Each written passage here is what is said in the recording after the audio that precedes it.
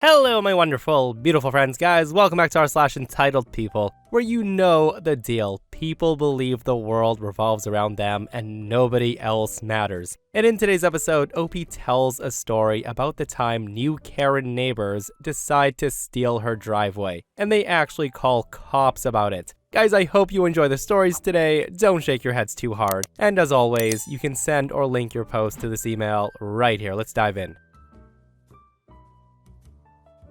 Okay, so this issue just happened this week, and I'm so mad that I'm shaking as I type this. I'm going to apologize up front if I ramble, but honestly, I can't believe this actually happened. Here's the backstory. I'm a single mom of 2 teenage boys, and I live in a nice, quiet neighborhood at the end of a cul-de-sac. Every house on this street has a garage, and I'm the only one that has a single car, and I park in my garage. Almost every house on the street is a family home, with at least 3 cars, but most have more. Some people will park in their driveway, and some people park on the street. It's never been a problem since everyone's considerate on how they park, and no one's ever had any issue with getting in and out of the street. In addition, I tend to keep to myself. I'm not antisocial, and I do wave to say hello to my neighbors when I come and go from my home, but usually when I get home, I stay home. So I say all of this to give you an idea that I'm a homebody, and my neighbors pretty much know that when I get home, I stay home. So about 6 months ago, the house to my right sold to a larger family that consisted of a dad, mom, and 3 teenagers. The day they start moving in, I make a point to go over to the edge of the property to wave, to greet them, and welcome them to the neighborhood. They were friendly, and I was happy to have such nice people move in next door. Also to note, this family used their garage for storage, and thus they parked their 4 cars in the driveway. And I also didn't know at the time, but their youngest son was just months away from his 16th birthday. Now that you have that information, on to the story. So today is Monday afternoon, and this story began last Tuesday. At around 6 p.m. on Tuesday, I receive a knock on the door, and it was the neighbor dad. Following is the conversation. The neighbor dad says, "Good evening, how are you?" Me, talking through the screen door, say, "We're okay. I'm sorry, I can't open the door, but my youngest came home from school with a sore throat today, so I'm not sure what's going on with him. I think he may be sick. How are you, and how can I help?" The neighbor dad says, "I'm sorry to hear that. I hope it's not anything serious. We're okay. My son just turned 16 a few weeks ago, and I'm sure you saw the new truck we bought him." I tell him, "Yes, I did. It's such a pretty truck, and it's big. Does he like it?" Neighbor dad says, "Yes, he does. That's what he wanted, so we got it for him. It's very big, and that's what I wanted to talk to you about." Now let's take a brief pause here to understand when I say this truck is very big, it's very big. It's an F-350. Now I personally think it's too much of a vehicle for a kid who's learning to drive, but it's not my money, so to each their own. I say to him, "I don't understand." He then tells me, "So we've been having complaints from some of the other neighbors that his truck is so big they can't get around it when they're driving through, and we're afraid it might get sideswiped if he continues to park it in the street." I say, "Yeah, I've had some intense moments trying to get around it myself, but I'm sure he'll get better at parking as he gets more experienced. I'm not sure what this has to do with me. I haven't complained." He then says to me, "Oh, I know you haven't complained, which is why I was going to ask you if he could use your driveway to park, since you don't use it." Hearing him say that, I'm very stunned, and I say, I do use my driveway when I leave and come home. I can't get to my garage without using my driveway. Besides, I have issues with depth perception, and your son's truck is so big it'll take up most of my driveway, and I don't want to be responsible for any damage that might happen while it's on my property. That's when he says, "Well, we'll make sure that he parks it so it'll allow you to come and go without any issues." I tell him that's not possible. The only way he can park it to allow me to get around him is if he parks halfway on my lawn, and that wouldn't work because he would damage my lawn. If you're concerned about his truck getting damaged, then why don't you let him park in your driveway, and then one of your other smaller cars can park in the street? At this point, I can see him getting irritated. He says to me, "We've discussed that, and we would have to park 2 cars in the street in order for him to use the driveway. It would be very easy for him to park in your driveway, and I can assure you that it will not be an inconvenience to you. You don't even use your driveway." It's at this point I tell him, "I'm sorry, but the answer is no. I'm not going to be responsible for his vehicle on my property, and I need to be able to come and go without worrying about someone else's property." The guy gets very upset at this point, and he says, "You are not being very neighborly. I thought you were a nice woman. You don't use your driveway, and this would benefit the whole neighborhood." I'm losing my temper at this point, and I say, "Listen, I told you no, and I do use my driveway every time I pull into my garage and every time I leave. I'm sorry you don't have enough parking for your vehicles, and I'm sure it's frustrating, but it's not my problem that you decided to buy a vehicle that did not fit your property. I will not have anyone else's vehicle parking on my property. Now, if you don't mind, I have a sick kid I need to get back to. Have a good day." With that, I closed the door, and then looked out the peephole, and I saw him give me the middle finger before he turned to leave. I just shook my head, and I had to take a moment to understand that I actually had that conversation. I went to work the next day, and I told my coworkers the story of my neighbor's request, and they were all shocked. I even had one coworker suggest I send an email to my HOA to explain what happened, just to get it on record because it was such an odd request. I took her advice and I typed up an email that day when I was at lunch, and then I sent it. For those who want to know, it was just an FYI email, not a complaint email. It basically stated that my neighbor made a request to park on my property, and when I declined, he got mad, and I want it on record, just in case anything ever happens, and I'm very glad I did. So, Friday comes, and my youngest son has been home sick since Tuesday afternoon. When I got home Friday evening, I checked him, and he began to run a fever, and he was complaining of several other things. I had been doing self-care with him since Tuesday, and he didn't appear to get any better. So around 7 p.m., I decide to take him to emergency, and I load him in the car. I then opened my garage door, and I was absolutely shocked to see a very big F-350 sitting in my driveway, blocking me. And I can't describe to you how angry I was to see that vehicle sitting there. Now, before anyone starts asking how I didn't know it was in my driveway, it's because my street is very busy, and cars are coming and going all the time. And unless someone knocks on my door, I don't bother watching every vehicle that drives up and down the street. The only window I can see my driveway are the ones in my kitchen, and I keep those curtains drawn and I never look out of them. So I get out of my car and I stomp to my neighbor's house and bang on their door. This time, the mom answers the door, and this is the conversation. The woman looks irritated and kind of angry, and she says, "Can I help you? You are interrupting dinner." I say to her, "Your son's parked in my driveway after I told your husband he couldn't. I need to take my son to minor emergency, and that truck is blocking me in." It's at this time the dad walks up behind her, and he proceeds to talk, saying, "He's not blocking you in. You can get around him. I told you you can." I just tell him, "No, I can't. You need to move that truck, or I'm gonna call the police and a tow truck. I need to get my son to see a doctor." The dad then turns to call for his son, and then he turns back to me and says, "He's not blocking you, but I will have him move it this time." That's when I tell him it doesn't matter if you believe he's blocking me in or not. He's not allowed to park in my driveway. It's private property, and there will not be a next time. No one is allowed to park in my driveway. And if I find an unauthorized vehicle parked in my driveway again, I'm not gonna bother knocking on your door. I'm gonna have it towed. It was at this time I saw the son arrive at the door with his keys in hand, and I turned to leave, to head to my car to wait for him to move it. And that's when I heard him call me that famous B word that every woman has at least heard once in her life. I just ignored him and I head to my car, and I watched as he got in, and after some effort was finally able to back out of my driveway. He parked his truck in the street a little way down the road. I was able to leave and take my son to emergency, where as we waited for several hours to be seen, I shot off another email to my HOA about what just happened. Now, I also want to advise that the HOA responded the day before that they received my email. They also made a note of it, and they told me my property was my own, and I could give or deny access to it as I wish. It was this email string that I responded to while waiting for my kid to be seen. I was told it was a run-of-the-mill virus and that he would be fine. The virus just had to run its course, so I took him home and called it a day.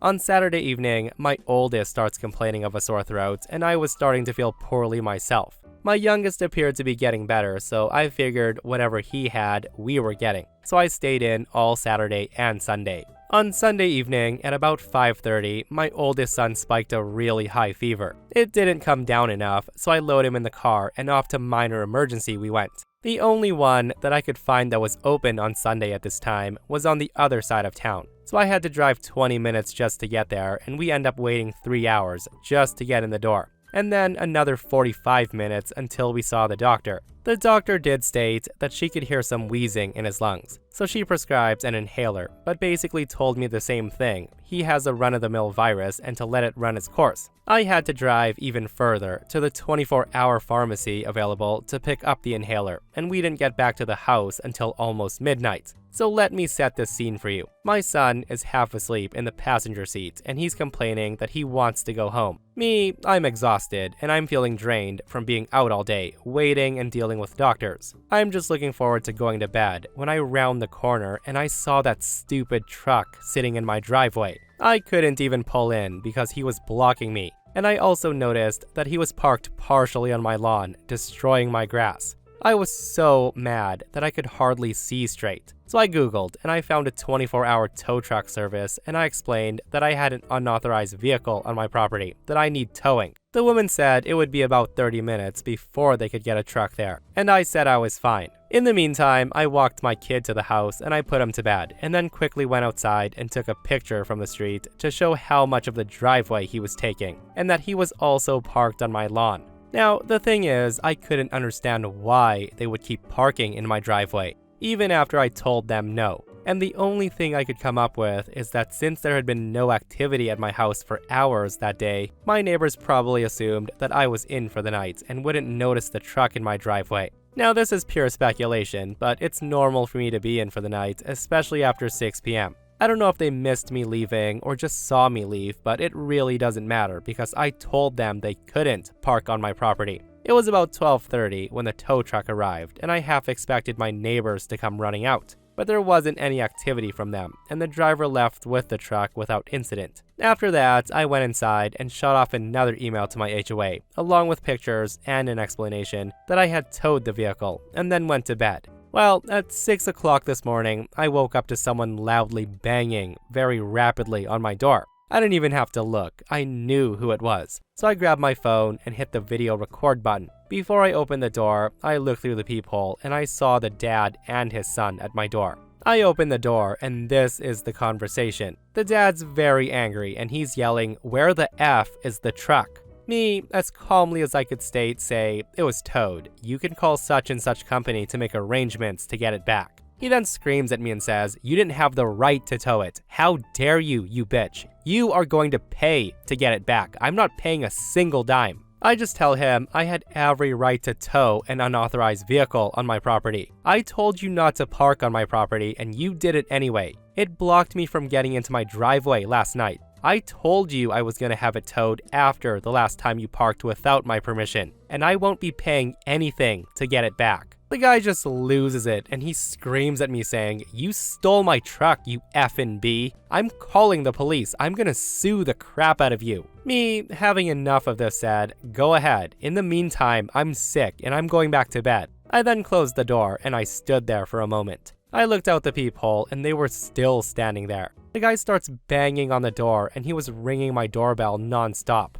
The guy knocked and rang my doorbell for another 5 minutes before he gave up. I'm still recording all this and I didn't turn off the video until after he was gone. I then turned around and I saw my kid standing there. Now, I will honestly say that I didn't think he would call the police, but the guy did. It was half an hour later, and that's when I heard the doorbell ring. I got up, looked through the peephole, and a police officer was there. I opened the door and had this following conversation. The officer says, "Good morning, ma'am. Sorry to bother you, but we've had a report from your neighbor. He's stating that you stole his son's truck by having it towed from the streets, and we need to talk to you about this issue." I say, "Good morning, officer. My neighbor's only telling you half the story. I had his truck towed this morning from my driveway when I returned home from minor emergency. I couldn't get into my driveway, and I told him twice that him and his family can't park on my property. This issue started last week, and I have emails to my HOA, pictures of his truck parked in my driveway this morning, and a video of my neighbor's visit this morning, where he called me names and told me he was going to sue me and call the police. I could show you if you'd like."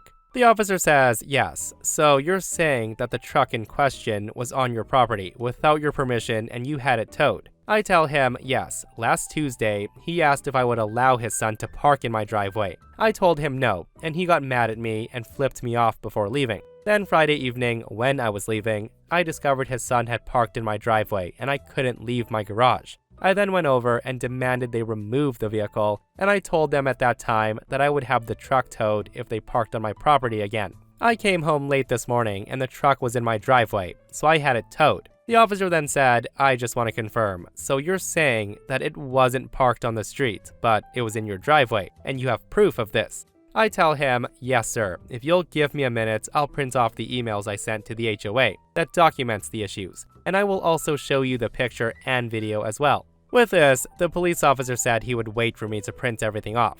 Once I got the emails printed, I returned to the door. I then opened my photo app to the officer to show the truck in my driveway, timestamp. I then hand my phone and printed emails to him. After looking at the photo, where you could clearly see my house in the background and the truck blocking the entrance and it was partially on the lawn, the officer then read the printouts. He then hands my phone back to me and asked me to open the video I referenced while he went to the lawn to take a look. I watched him look at the area and take a few photos. I could see my neighbor and his whole family standing in their driveway, watching me and the officer. The officer returned and I handed him back my phone with the video, and he watched it. After he finished watching the video, we had this following exchange. He said, "I'm going to need a copy of that photo and video for my file. If I provided you with an email, would you be able to send it to me?" I tell him, "Yes sir, no problem." He then said, "I have enough information for my files to determine the vehicle was not on public property and was in fact on your property. I've made a note that you did not give permission for the vehicle to be parked on the property. And also, based on the emails you gave me with dates and time, it appears you did in fact advise your neighbor not to park on your driveway. Would you like to file a trespassing report for this incident?" I say to him, "Oh, absolutely."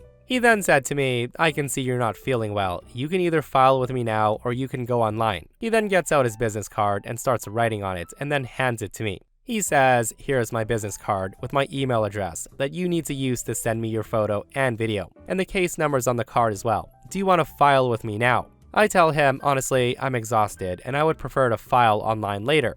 He then tells me, "Okay, reference this case number when you email your evidence and file the online report. Also, reference my name in the report. And one more thing, I saw in the video where the guy stated that he was going to sue you for having the truck towed. He can sue you if he wants, and I would advise that you keep all the evidence you provided me with today, along with the case number I gave you. Give it a few days, and you can request a copy of the report, and you will want to keep that as well. If you decide to file an online report, you'll need to keep a copy of that too. I'm going to go pay your neighbor a visit now." It's at that point I say, "Thank you, officer. I'm so sorry you had to come out." He tells me, "Have a good day, ma'am. Get some rest." With that, I closed the door and went to bed. However, I was so mad I didn't get any sleep. A few hours ago, I sent off my photo, video, and HOA emails to the email address the officer gave me, and then saved all that information just in case. I also filed a trespassing report online. I then sat down and started typing this story. I'm not sure where this is gonna go, but I'm gonna see it through.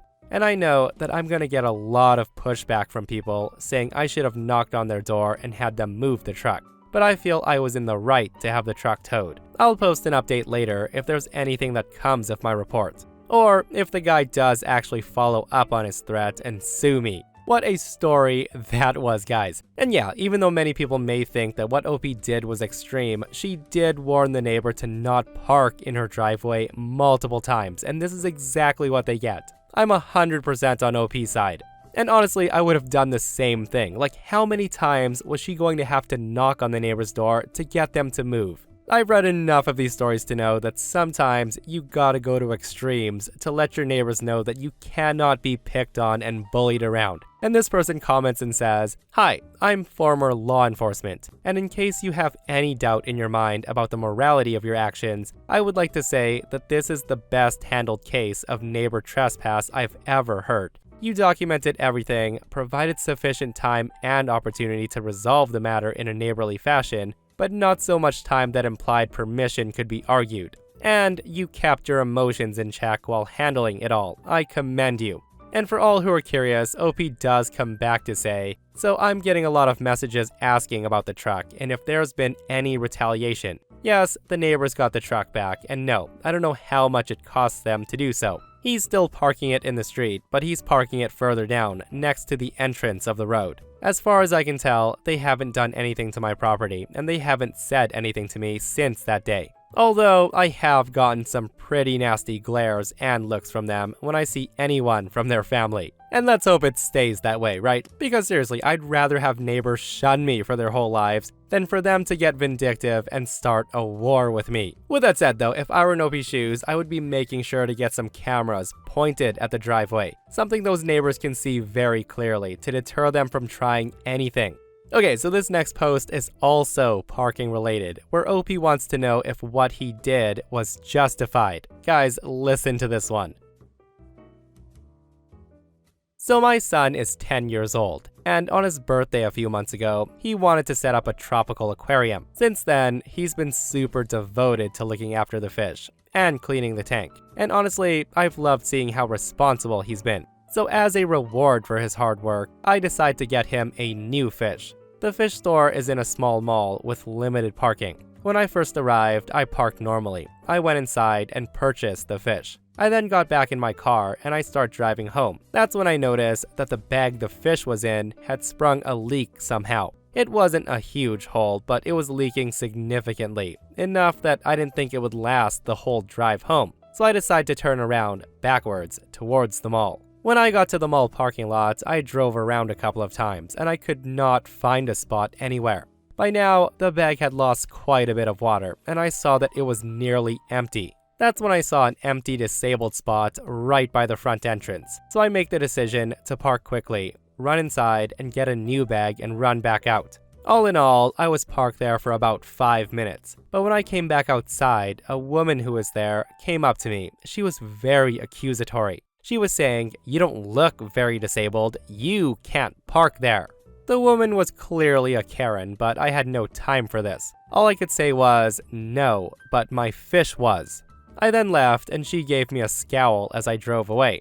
Ever since then, I felt pretty guilty about the whole thing. I spoke to a friend and they said they would never park in that spot, especially since it's only a fish. But I really felt at the time that the fish would have died if I didn't park soon enough. And in my mind, even though it's just a fish, it's still a living creature that matters. I'd like to hear some opinions as to whether or not I was justified, or if I'm actually the a-hole in this situation. So yeah, I'm sharing this post because it seems to be pretty split, guys. Like, a lot of people are accusing OP of being an a-hole, where others are defending what he did. This person says, "As someone who's the need and has the sticker for his windshield, you just made me walk further from the entrance I needed, and I detest your behavior. I detested your behavior before I ever had the need for the sticker. It's not about whether you got away with it this time, but it's about the need for others to be able to do their daily tasks with as little discomfort or pain as possible. Those spaces are supposed to be left for the designated purpose. You have no idea when that stall will actually be needed. You are the a-hole." And this person says, "You are not the a-hole. If anyone says otherwise, they are hypocrites, because you know damn well if it was a cat or dog, they would think it's justified. Saving a life is worth breaking rules like that." And one more comment, and this comment comes from somebody who actually needs the spot all the time. This person says, "Not the a-hole. I'm disabled. It annoys me when non-disabled people park in the disabled parking. But saving a life, even if it's just a fish, is a good reason to break the rules in my view." So yeah, with that said, guys, let me know what you think. Is OP the a-hole for using a disabled parking spot? Or was it actually necessary because they were trying to save a life, even if it was a goldfish's? And that, my friends, brings us to another end of r/ entitled people. Guys, I hope you enjoyed today's stories. If you did, hit that thumbs up. And if you're not subscribed, consider subscribing so you don't miss these crazy stories. And if you missed yesterday's episode on the channel, it's such a wild one.